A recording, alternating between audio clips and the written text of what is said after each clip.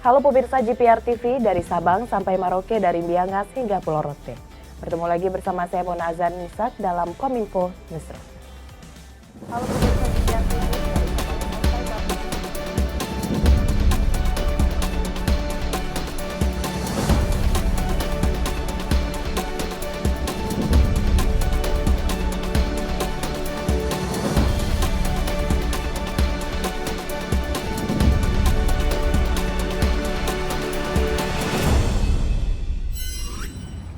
Pemirsa, kita ke informasi pertama. Presiden Joko Widodo melantik Dewan Pengarah Kepala dan Wakil Kepala Badan Pembinaan Ideologi Pancasila periode 2022 hingga 2027 di Istana Negara kemarin. Pengurus BPIP akan melakukan penguatan Pancasila sebagai dasar negara dengan memanfaatkan bantuan teknologi digital yang menyasar generasi milenial.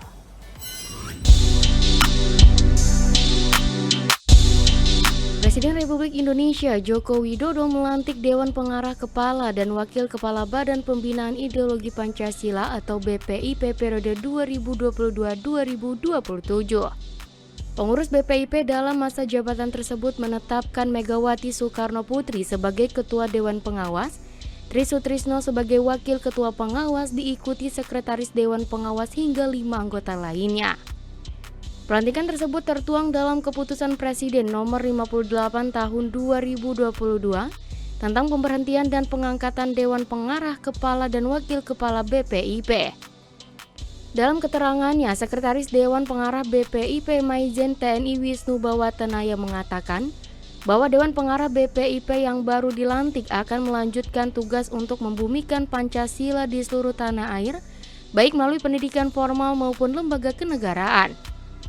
Ia juga mengajak seluruh masyarakat untuk saling berkolaborasi dalam membangun peradaban dunia. Kami dari BPIP tentu akan melanjutkan tugas yang dibebankan kepada kami untuk membumikan Pancasila di seluruh tanah air, dari Sabang Merauke, Miangas Pulau Rote, lewat pendidikan dari PAUD, TK, SD, SMP, SMA sampai dengan perguruan tinggi, dan di seluruh lembaga-lembaga kenegaraan. Maka mari kita ajak berkolaborasi, kolaborasi pentahelik, saling mengisi, saling membangun untuk bersama-sama membangun peradaban dunia. Sementara itu, Kepala BPIP Yudian Wahyudi menuturkan bahwa BPIP akan memanfaatkan teknologi digital untuk melanjutkan sosialisasi Pancasila. Dengan langkah tersebut, Yudian berharap masyarakat khususnya generasi milenial mampu memahami dan mengamalkan Pancasila secara lebih mudah. Pernah disampaikan oleh Presiden arahan kepada kami bahwa kami akan lebih banyak memasuki dunia milenial, ya, jadi akan menggunakan media digital, ya, medsos, TikTok, ya, musik, olahraga, kemudian budaya, agar Pancasila ini terpahami, terhayati dan teramalkan dengan mudah, khususnya bagi generasi yang disebut dengan generasi milenial ke bawah, yang generasi baru itu.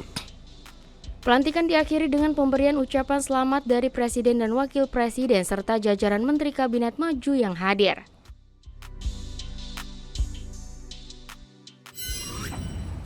Wakil Presiden Republik Indonesia Ma'ruf Amin dalam sambutannya pada Kuliah Umum Lemhanas menyebut pendidikan politik merupakan salah satu hal untuk memperkuat nasionalisme.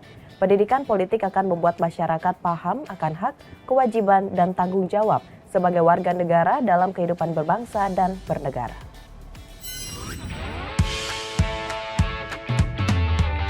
Wakil Presiden Republik Indonesia Ma'ruf Amin dalam sambutannya pada acara Kuliah Umum Lemhanas 2022 menekankan tentang pentingnya ketahanan nasional merupakan salah satu cara untuk mampu melewati beragam rintangan dalam mempertahankan persatuan dan kesatuan bangsa. Pada kesempatan yang sama, Wapres juga mengarahkan kepada masyarakat untuk mempererat persatuan dan kesatuan demi menjaga keutuhan NKRI dengan meningkatkan program pendidikan politik di Indonesia. Hal tersebut dilakukan akibat dari kurang memadainya pendidikan politik di Indonesia sehingga dibutuhkannya pendidikan politik sebagai proses pembelajaran dan pemahaman tentang hak, kewajiban, dan tanggung jawab setiap warga negara dalam kehidupan berbangsa dan bernegara. Di masa lalu kita memiliki pengalaman di mana ujian terhadap ketahanan nasional menyebabkan ketidakstabilan yang melemahkan semangat kebangsaan, persatuan, dan kesatuan. Hal tersebut antara lain dipicu oleh kurang memadainya pendidikan politik masyarakat. Pendidikan politik dimaksudkan sebagai proses pembelajaran dan pemahaman tentang hak, kewajiban, dan tanggung jawab setiap warga negara dalam kehidupan berbangsa dan bernegara. Pendidikan politik masyarakat salah satunya diarahkan untuk semakin mempererat persatuan dan kesatuan demi menjaga keutuhan NKRI. Persatuan dalam kebinekaan adalah aset terbesar bangsa dalam mewujudkan cita-cita.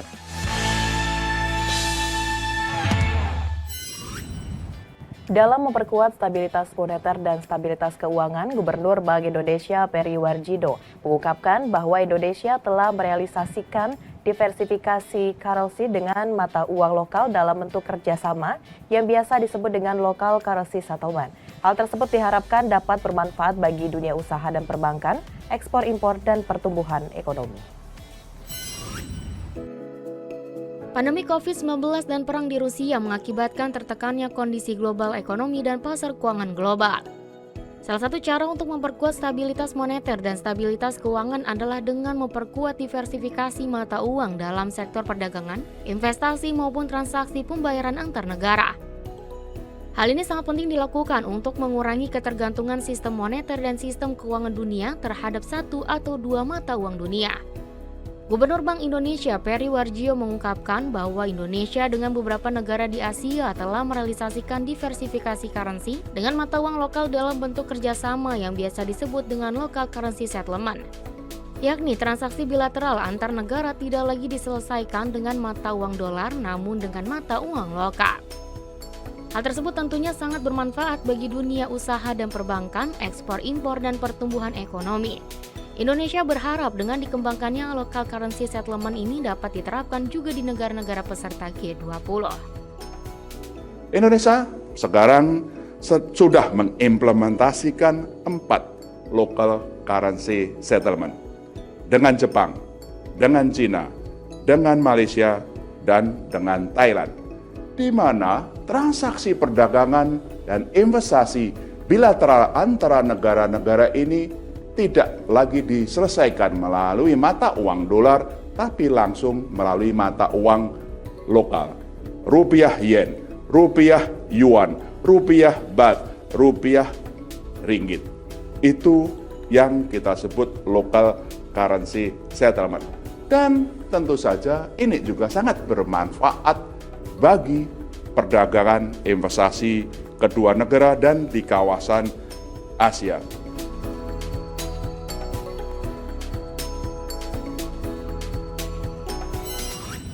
Pemirsa, kita ke informasi selanjutnya. Menteri Investasi Bahlil Lahadalia menyebutkan Indonesia selangkah lagi menjadi produsen baterai listrik dunia.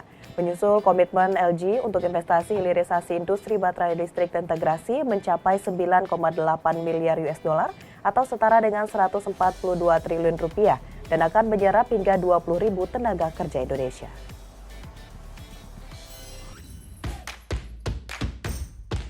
Menteri Investasi Bahlil Lahadalia menyampaikan investasi LG di kawasan industri terpadu Batang telah memberikan dampak besar terhadap sektor keuangan Indonesia. Bahlil melaporkan pada Presiden LG telah berinvestasi kepada Indonesia sebesar 9,8 miliar US dollar atau setara dengan 142 triliun rupiah dan memberikan dampak ekonomi bagi Indonesia setiap tahunnya sebesar 5,18 miliar US dollar atau setara dengan 81 triliun rupiah. Investasi LG dari hulu ke hilir juga menyerap lebih dari 20.000 orang tenaga kerja. Selain itu, investasi LG juga memberikan dampak ekonomi terhadap UMKM dan pengusaha daerah. Bahlil mengungkapkan target investasi di Indonesia pada tahun 2022 ialah sebesar 1.200 triliun rupiah dan pada kuartal pertama ini sudah mencapai 283 triliun rupiah. Sedangkan negara yang memberikan nilai investasi besar bagi Indonesia adalah Singapura, Hong Kong, Tiongkok, Jepang, Amerika Serikat, Malaysia, dan Korea.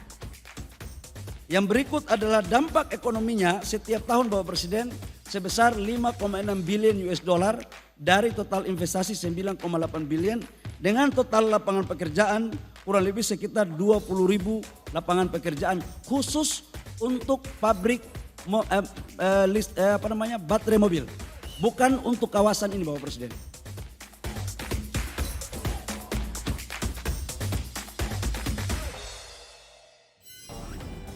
Pemirsa, usai jeda kami akan kembali dengan berbagai informasi lainnya. Tetaplah bersama Kominfo Newsroom.